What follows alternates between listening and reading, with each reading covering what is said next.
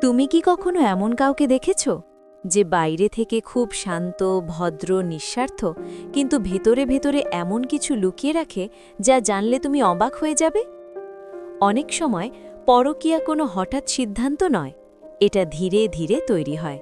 একটা মেসেজ, একটা কেয়ার, একটা তুমি ঠিক আছো থেকে। আজ আমি বলবো 5 ধরনের নারী যারা নির্দিষ্ট পরিস্থিতিতে গোপনে পরকীয়ার দিকে ঝুঁকে পড়ে।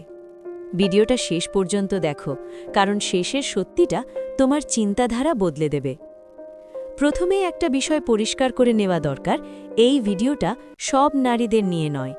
সব নারী একরকম নয়, বরং এখানে আমরা কথা বলবো কিছু বিশেষ পরিস্থিতি, কিছু মানসিক অবস্থা আর কিছু আচরণ নিয়ে, যেগুলো একজন মানুষকে, হ্যাঁ, নারী হোক বা পুরুষ, ভুল পথে নিয়ে যেতে পারে। এই ভিডিওর উদ্দেশ্য কাউকে জাজ করা না, বরং রিলেশনশিপের হিডেন রিয়ালিটিগুলো তুলে ধরা। চলো শুরু করি। নাম্বার 1, অবহেলিত সম্পর্কের নারী, ইমোশনালি নেগলেক্টেড ওমান।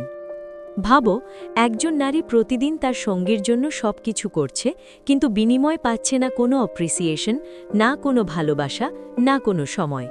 সে কথা বলতে চায় কিন্তু কেউ শোনে না, সে ভালোবাসা চায় কিন্তু পায় শুধু দায়িত্ব। প্রথমে সে মানিয়ে নেয়, তারপর চুপ হয়ে যায়, আর একসময় সে ভিতরে ভিতরে ভেঙে পড়ে।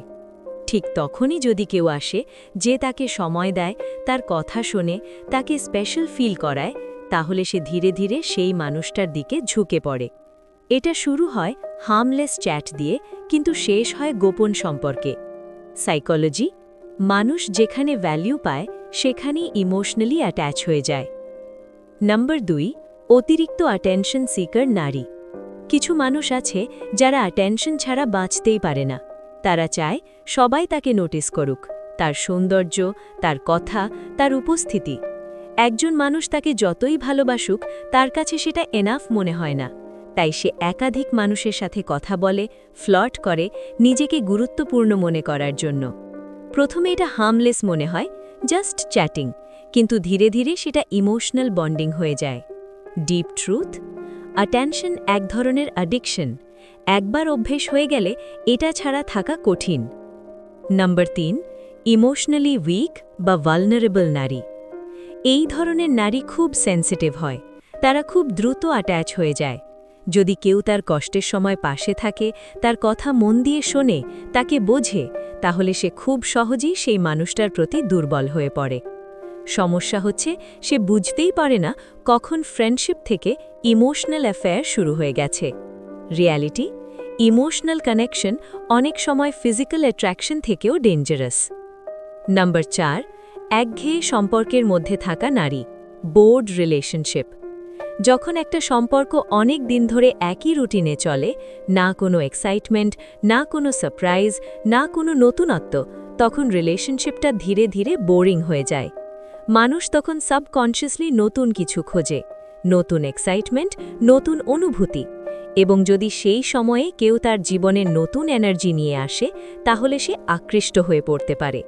সাইকোলজি, হিউম্যান ব্রেন নভেলটি পছন্দ করে, নতুন কিছু সব সময় আকর্ষণীয় লাগে। নাম্বার 5, সীমাহীন স্বাধীনতা ভুলভাবে ব্যবহার করা নারী। স্বাধীনতা মানে যা খুশি তাই করা না, কিন্তু অনেকেই এটা ভুল বোঝে। যখন কেউ ভাবে আমার লাইফ, আমার রুলস, কেউ আমাকে আটকাতে পারবে না, তখন সে ধীরে ধীরে বাউন্ডারি ক্রস করতে শুরু করে। সে ভাবে এটা শুধু ফান, কেউ জানবে না, কিন্তু সেই ফানই একসময় একটা সিরিয়াস গোপন সম্পর্কে পরিণত হয়। Truth, freedom plus no responsibility equals destruction. Mid message, important reality check. একটা জিনিস খুব ক্লিয়ার, পরকীয়া কখনোই হঠাৎ হয় না। এটা শুরু হয় ছোট ছোট অবহেলা, দূরত্ব, মিসকমিউনিকেশন আর ইমোশনাল গ্যাপ থেকে। যেখানে ভালোবাসা কমে যায়, সেখানেই অন্য কেউ জায়গা নিতে শুরু করে। যদি তুমি সত্যিই তোমার রিলেশনশিপটাকে বাঁচাতে চাও, তাহলে কিছু জিনিস মনে রাখো। শুধু ভালোবাসলেই হবে না, সেটা প্রকাশ করতে হবে, সময় দিতে হবে, পার্টনারের কথা শুনতে হবে। ছোট ছোট এফর্টগুলো ইগনোর করা যাবে না, কারণ ভালোবাসা যত্ন না পেলে ধীরে ধীরে শেষ হয়ে যায়, আর তখন কেউ না কেউ সেই ফাঁকা জায়গাটা পূরণ করে দেয়। ভিডিওটা যদি তোমার চোখ খুলে দেয়, তাহলে একটা লাইক দাও, আর এমন রিয়েল লাইফ সাইকোলজি ভিডিও পেতে চ্যানেলটা সাবস্ক্রাইব করো। কমেন্টে জানাও তোমার মতে কোন পয়েন্টটা সবচেয়ে বেশি ডেঞ্জারাস, আর তুমি কি কখনো এমন সিচুয়েশন ফেস করেছো? দেখা হবে পরের ভিডিওতে। ততক্ষণ পর্যন্ত ভালো থাকবেন, সুস্থ থাকবেন। Bye bye.